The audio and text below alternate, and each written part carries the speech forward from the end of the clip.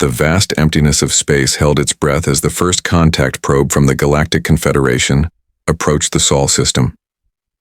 Navigator Zixtal, a seasoned diplomat from the Viridian Collective, reviewed the preliminary data with a mixture of professional detachment and barely concealed anticipation. Countless emerging civilizations had been catalogued by the Confederation over millennia, each following a predictable pattern of development that ended in either peaceful integration or quiet extinction. Humanity would be different. The initial long-range scans revealed something extraordinary. Where most emerging species showed clustered, cautious expansion, human settlements appeared scattered and bold, occupying regions that defied conventional colonization strategies. Asteroid belts, distant moons, and the harsh environments of outer planetary systems bore the unmistakable mark of human presence. Each settlement seemed to be a testament to an impossible combination of engineering brilliance and sheer audacity. Captain Elena Rodriguez stood on the bridge of the USS Horizon, her fingers dancing across holographic interfaces that merged cutting-edge technology with intuitive design. The ship represented humanity's latest achievement in deep space exploration, a vessel that was simultaneously a research platform, a defensive stronghold, and a mobile scientific laboratory. Unlike the rigid, specialized craft of other spacefaring civilizations, human ships seemed to breathe with adaptability. The Confederation's initial communication probe was designed as the ultimate test, a complex mathematical puzzle constructed with layers of quantum encryption that had stumped thousands of advanced civilizations, was transmitted toward the human settlement. It was more than a message. It was a carefully constructed filter, meant to assess the technological and cognitive capabilities of the emerging species. Most civilizations would spend decades deciphering the first layer, their best minds working in collaborative networks to crack even a fraction of the encryption. The Confederation's researchers had developed the puzzle to be nearly insurmountable, a diplomatic mechanism to gauge potential. 12 minutes after transmission, a response arrived. Not only had the humans solved the entire puzzle, but they had also added 3 entirely new mathematical dimensions that the Confederation's top researchers had never conceived. The solution was elegant, unexpected, and fundamentally challenged everything known about cognitive development and mathematical reasoning. Zixtal's translation algorithms worked overtime, parsing the response. It wasn't just a solution, it was an invitation. The humans had embedded a secondary challenge within their response, a playful yet profound demonstration of intellectual capability that went far beyond mere problem-solving. They had transformed a rigid test of intelligence into a form of interspecies communication that was simultaneously a challenge, a greeting, and an artwork. The bridge of the Confederation's observation vessel grew silent. Junior researchers exchanged bewildered glances. Senior scientists recalibrated their understanding of emerging civilizations. This was not a species to be categorized or controlled. This was something entirely new. Elena's fingers moved with practiced precision, her team working in a seamless ballet of technological interaction. The USS Horizon continued its trajectory through the asteroid field, each movement a calculated dance between predictive algorithms and human intuition. Sensors detected the Confederation's observation vessel, but showed no signs of concern or aggression, merely a professional acknowledgement of another spacefaring presence.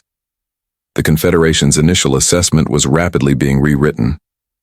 Humanity was not a civilization to be studied from a distance. They were a force that demanded immediate, careful attention. Zixtal transmitted a diplomatic greeting, carefully constructed to appear neutral and non-threatening. The response came quickly, not in words, but in another mathematical sequence that was simultaneously a greeting, a complex scientific observation, and what could only be described as a cosmic joke. First contact had begun, and nothing would ever be the same.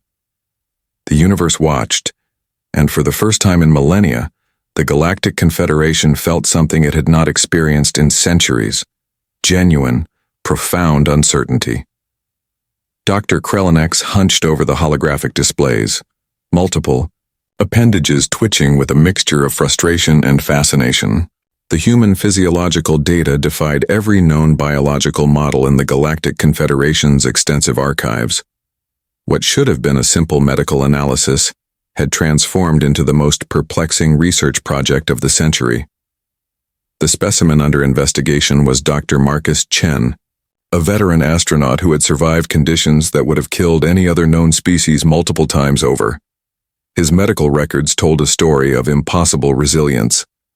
During a deep space mission 3 years prior, his spacecraft had been critically damaged, leaving him stranded for 47 days with limited resources. Most species would have perished within hours, yet Chen not only survived but continued to maintain critical ship systems, using nothing more than improvised tools and an unbreakable will. Genetic analysis revealed the first shocking discovery. Human DNA was not just stable, it was dynamically adaptive.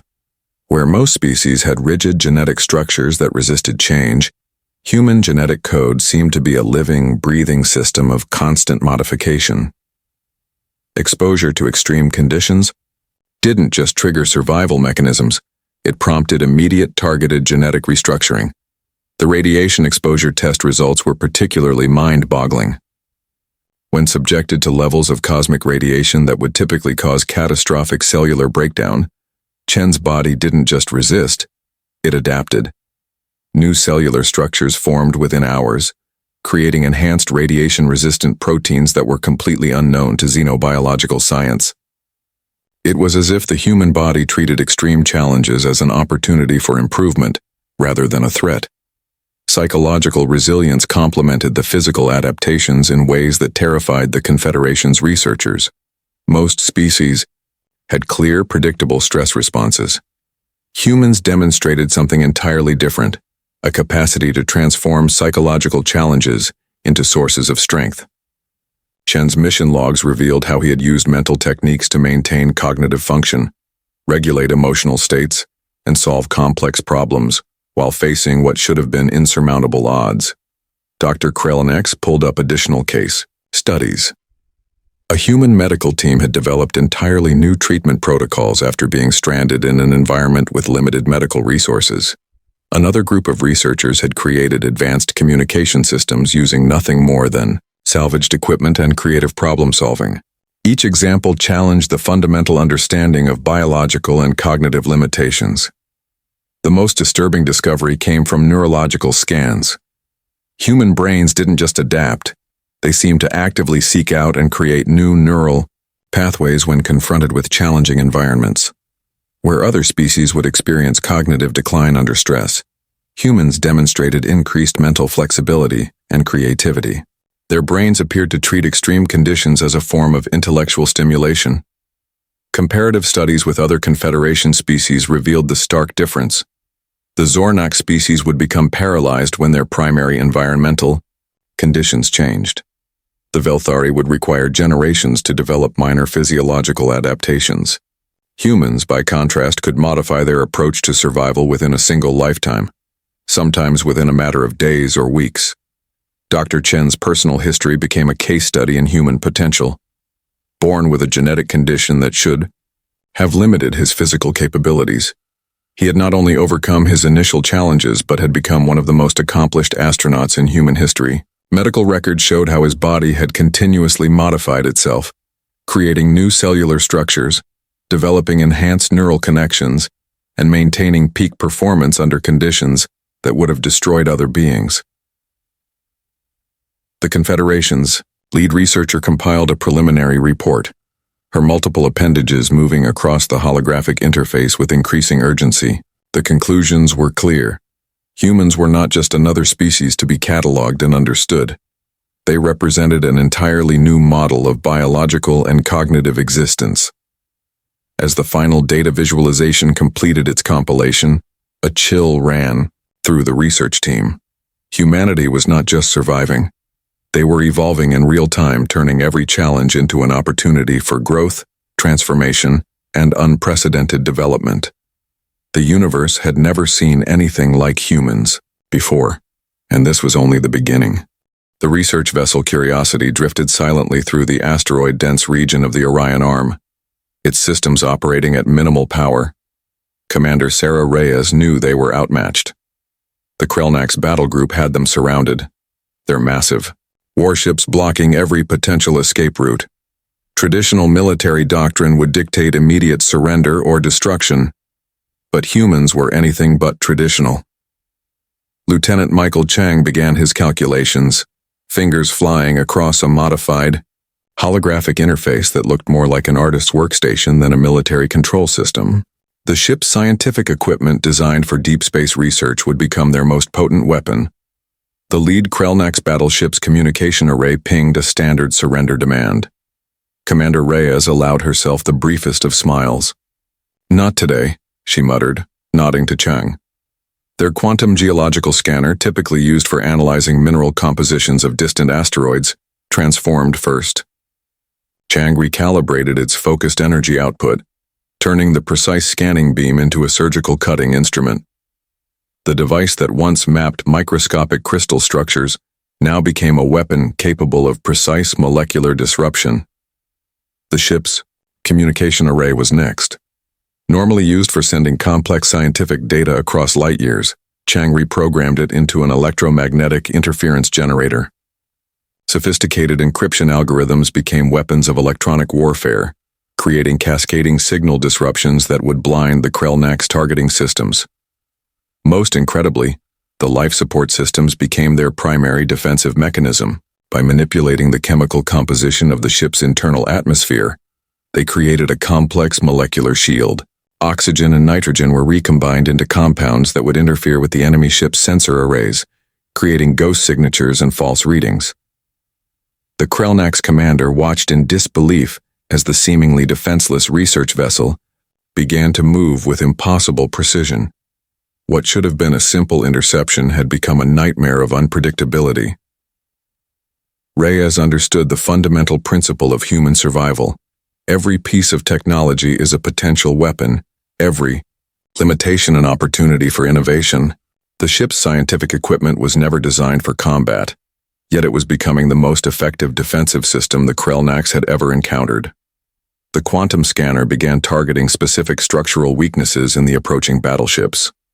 Each pulse was a precisely calculated strike, finding molecular stress points that would cause maximum disruption with minimal energy expenditure. It was scientific analysis transformed into warfare, a concept completely foreign to the Krellnax military doctrine. Communication jamming reached its peak. The Krellnax ships began to lose coordination, their tight battle formation dissolving into chaos. What had been a perfectly planned attack now looked like a confused cluster of massive vessels, unable to communicate or coordinate their movements. Lieutenant Chang's final modification was perhaps the most ingenious. The ship's environmental filtration system, designed to maintain perfect air quality during long-duration missions, was converted into a dispersal mechanism for a carefully engineered molecular compound. It wasn't a weapon in the traditional sense, more a sophisticated biological disruptor that would temporarily interfere with the Krellnax ship's computational systems. Commander Reyes watched the tactical display, each movement a testament to human ingenuity. They weren't just surviving. They were rewriting the rules of engagement. The battle lasted less than 17 minutes. When the dust settled, the Curiosity remained intact, while the Krellnax battle group was left disabled and bewildered. No conventional weapons had been fired. No direct attacks had been launched, yet an entire military operation had been completely neutralized. Intercepted communication logs would later reveal the Krellnax commander's final transmission. They turned research equipment into weapons. They saw potential where we saw only limitation. It was a perfect encapsulation of human capability, the ability to see beyond the intended purpose of any tool, to reimagine possibility with every challenge encountered. The universe was learning, a crucial lesson about humanity. Never underestimate a species that can transform scientific instruments into instruments of survival. The diplomatic observation team from the Galactic Confederation found themselves utterly perplexed. Humanity was not a unified system that could be easily categorized or understood. It was a living, breathing ecosystem of contradictions that defied every known model of social organization. Dr. Zantul, the lead cultural anthropologist, reviewed the most recent data streams with growing confusion. In a single Earth day, humans would simultaneously launch a global environmental restoration project, engage in heated political debates, create breathtaking works of art, develop breakthrough medical technologies, and support humanitarian efforts across multiple continents. The contradictions were mind-bending. A single human community could host individuals with completely opposing viewpoints, yet maintain a fundamental sense of collective purpose. Where other civilizations would fracture under such diverse perspectives, humans seem to thrive on their differences. Consider the restoration project in the Amazon rainforest. A team of environmental scientists worked alongside local indigenous communities, international corporations, and grassroots activists. Each group approached the project with different motivations: scientific discovery, economic opportunity, cultural preservation, ecological balance. Yet they found a way to collaborate, creating a solution that was greater than any single perspective. In the same week, humans would protest against their own governments while defending the fundamental right to do so. They would criticize their societal systems while simultaneously working to improve them. A researcher might spend decades challenging established scientific theories, only to become the most passionate advocate for those same theories once new evidence emerged. Their artistic expressions were equally complex. A single musical composition could communicate profound sorrow and unexpected joy simultaneously. Visual art blended technical precision with emotional chaos.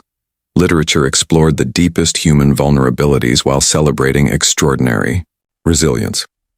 The Confederation's researchers discovered something even more extraordinary about human collaboration.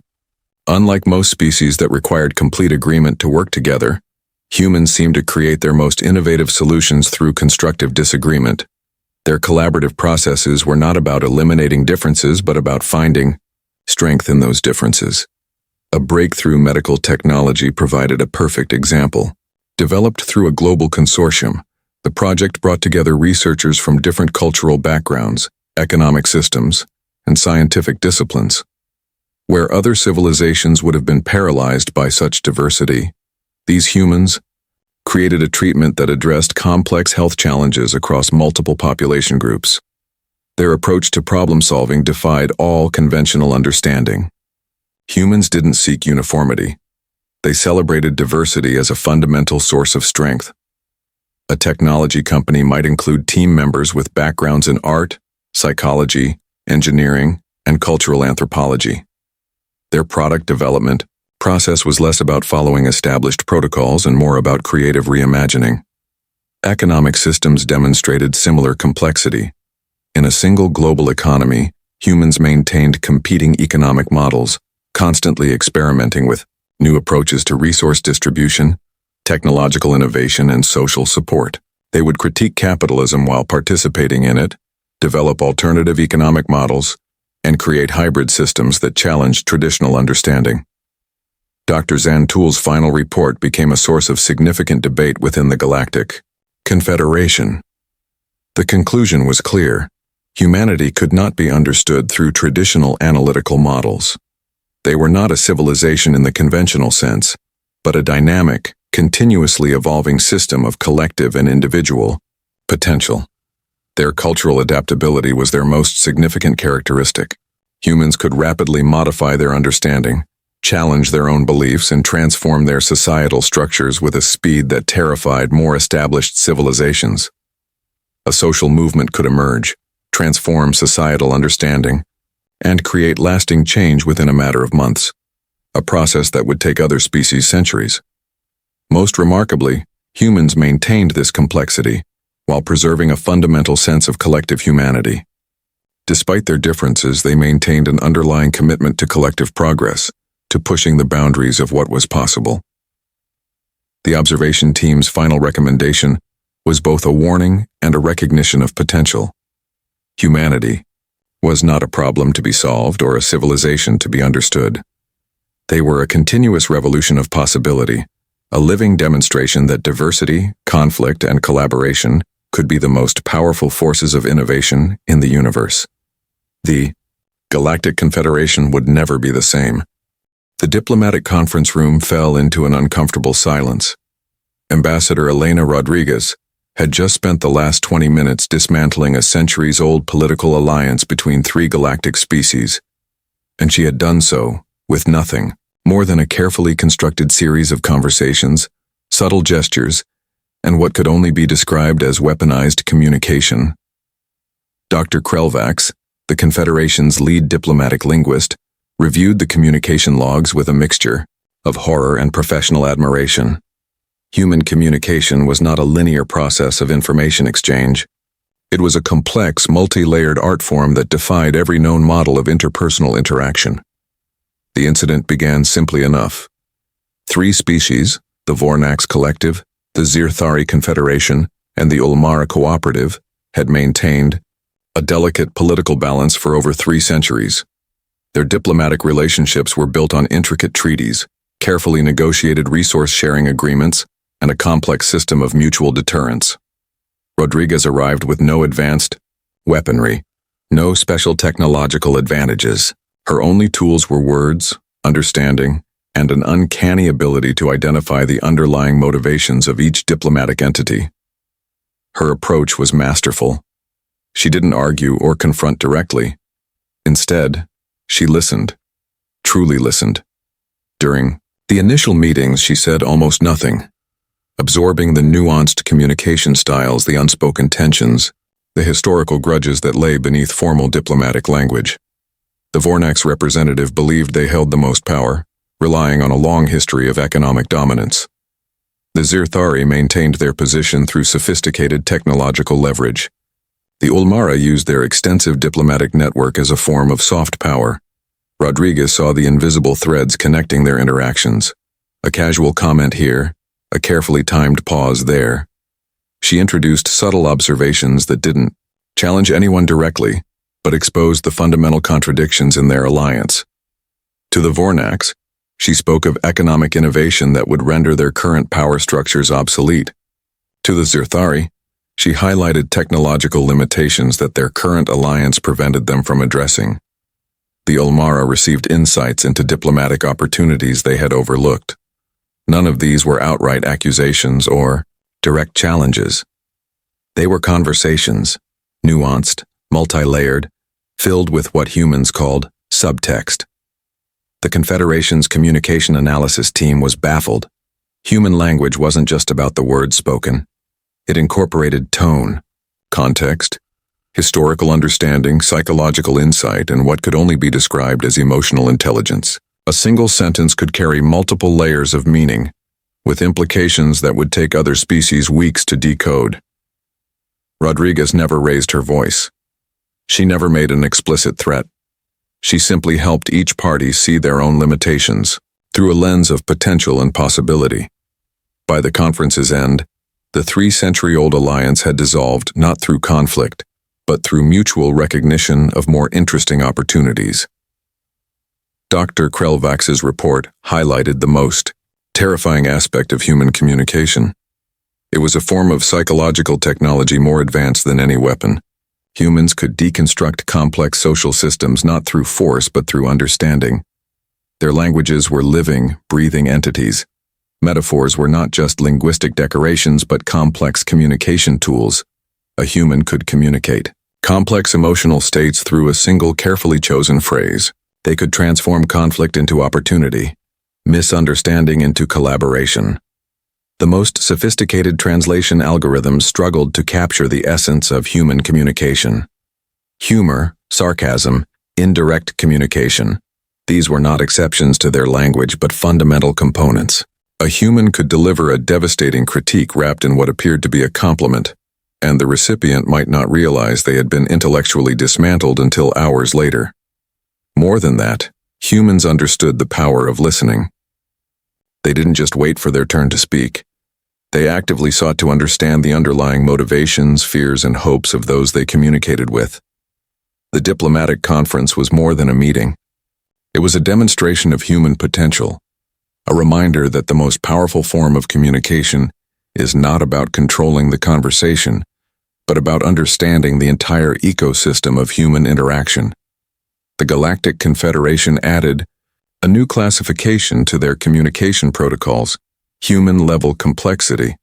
It was both a warning and a recognition of something extraordinary. The psychological warfare simulation began innocently enough. The Galactic Confederation's most advanced research team had designed what they believed to be an unbeatable test of interspecies communication and conflict resolution. They called it the Harmony Protocol, a complex scenario intended to assess diplomatic and strategic capabilities. Dr. Elena Chen walked into the simulation chamber with nothing more than a tablet, a cup of coffee, and what could only be described as a deceptively calm demeanor. The observation team expected her to follow standard diplomatic protocols. Instead, she would rewrite the entire understanding of conflict management. The simulation presented an intricate scenario: 3 competing alien civilizations locked in a resource-critical conflict, with limited diplomatic options and high-stakes potential for total systemic collapse. Previous test subjects from various advanced species had invariably failed, either through aggressive confrontation or complete diplomatic paralysis. Chen's approach was nothing short of revolutionary. She began by listening, not just to the words being spoken, but to the underlying psychological currents that most species never acknowledged. Where others saw conflict, she perceived intricate networks of motivation, fear, and unexpressed potential. Her first move was unexpected. Instead of addressing the resource conflict directly, she started by sharing seemingly unrelated stories. A tale about a small fishing community that overcame economic challenges. An anecdote about scientific collaboration that emerged from unexpected circumstances. Each story was carefully constructed, embedding subtle insights that addressed the deeper psychological barriers preventing cooperation. The simulation's artificial intelligence tracked her communication patterns, growing increasingly confused. Chen wasn't following any known diplomatic strategy. She was weaving a narrative that simultaneously challenged and supported each civilization's core beliefs. To the most militaristic civilization, she highlighted the economic inefficiencies of prolonged conflict. Her language was not a lecture, but a collaborative exploration. She used their own cultural metaphors, their own historical references, transforming a potential confrontation into a mutual problem-solving exercise. For the most technologically advanced group, she introduced innovative collaborative models that would benefit their research potential. She didn't argue or convince. She simply opened possibilities they had never considered.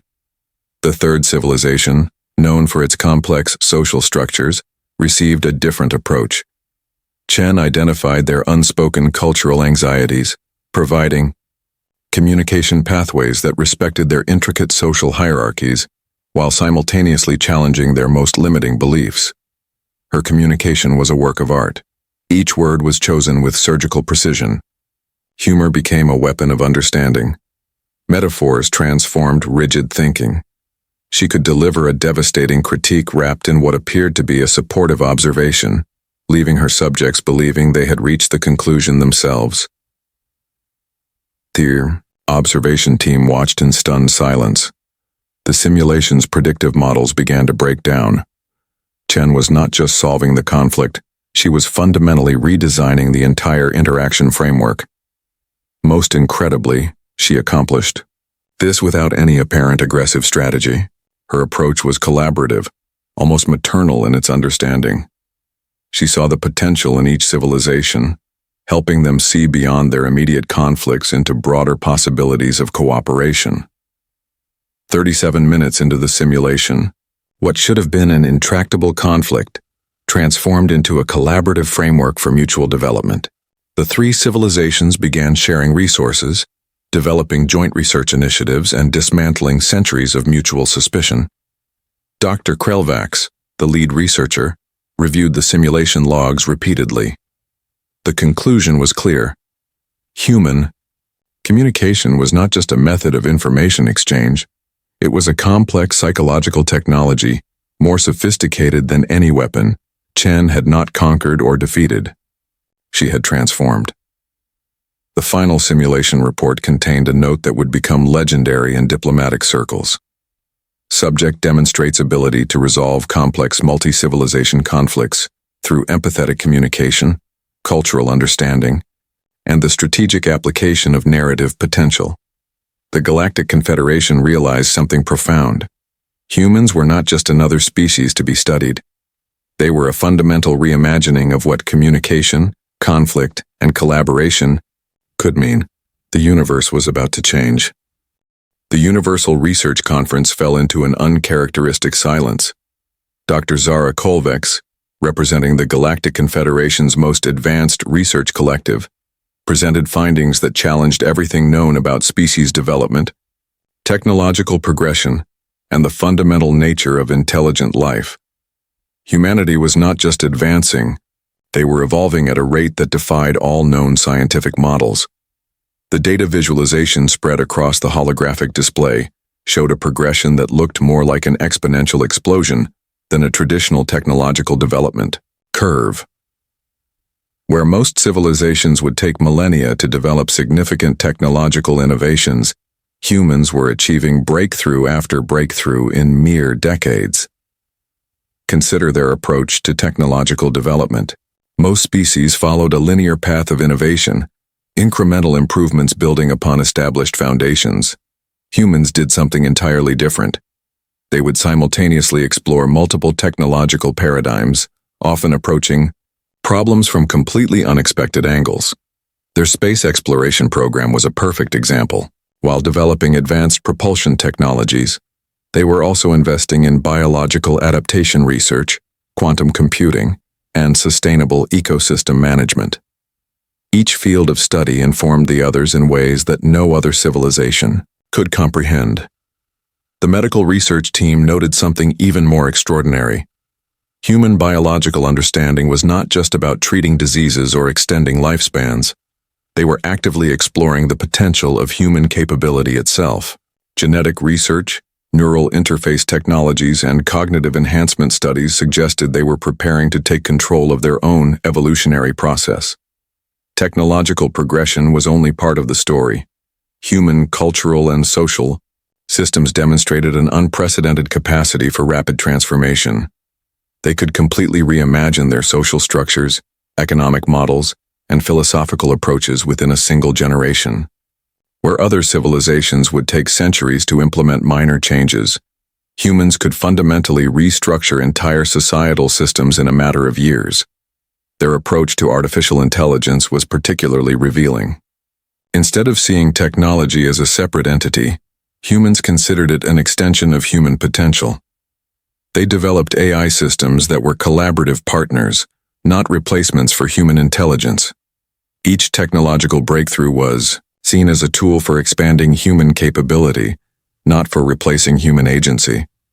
The most terrifying aspect was their approach to limitations.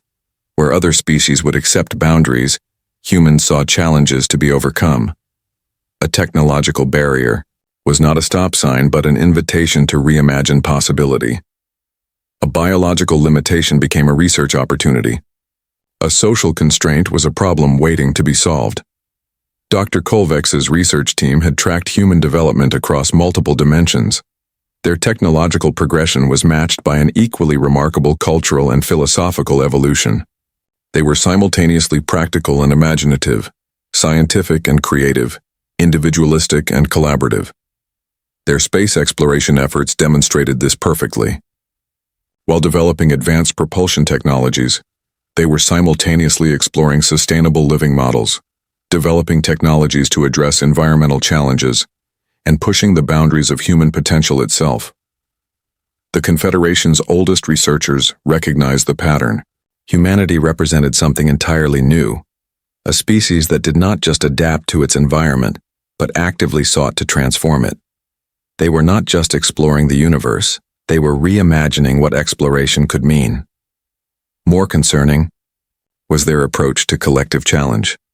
Where most species would fracture under global pressure, humans seemed to find unprecedented levels of collaboration. A global pandemic became an opportunity for scientific innovation.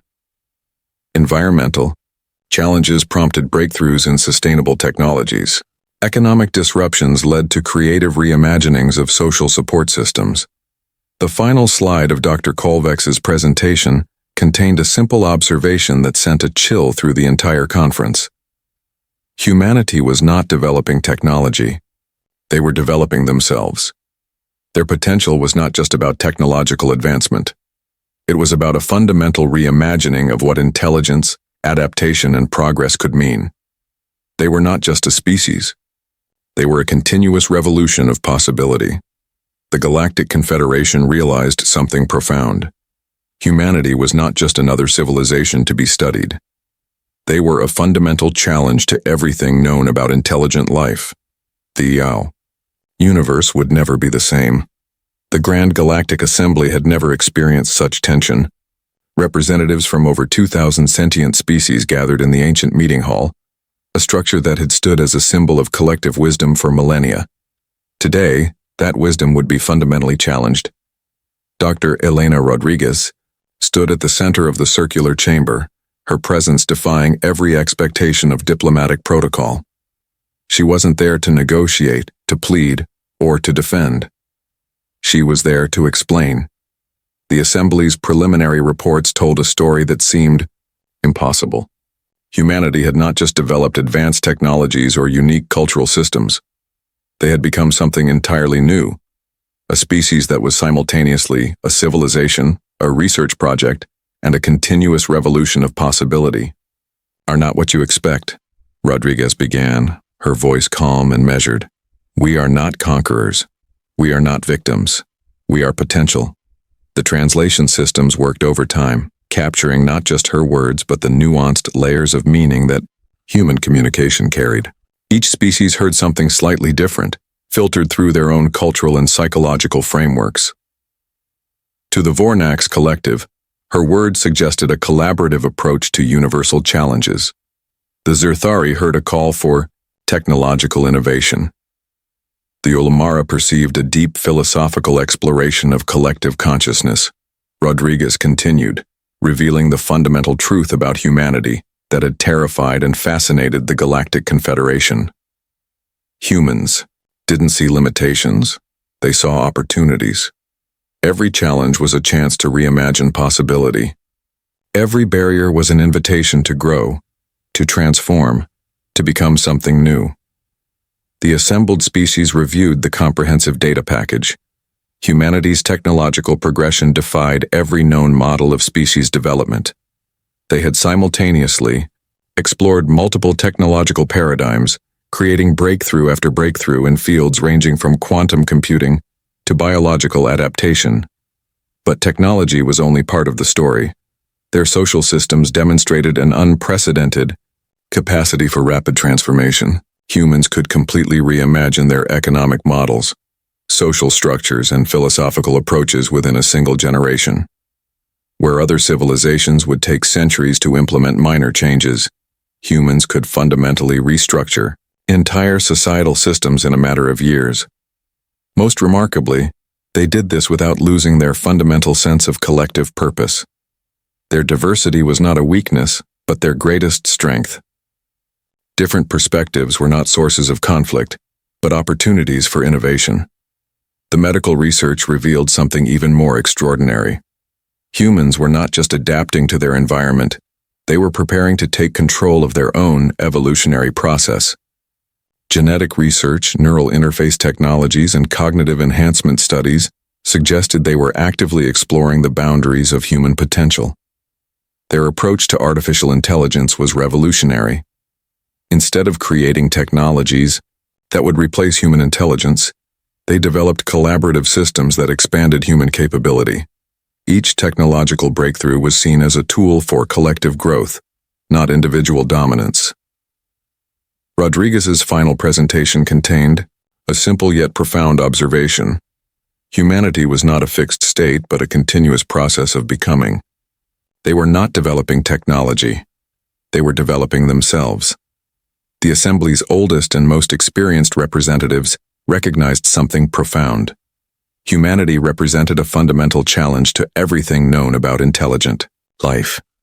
They were not just another species to be categorized or understood. They were a living demonstration of potential itself. "We are not here to conquer. Rodriguez said in her closing statement.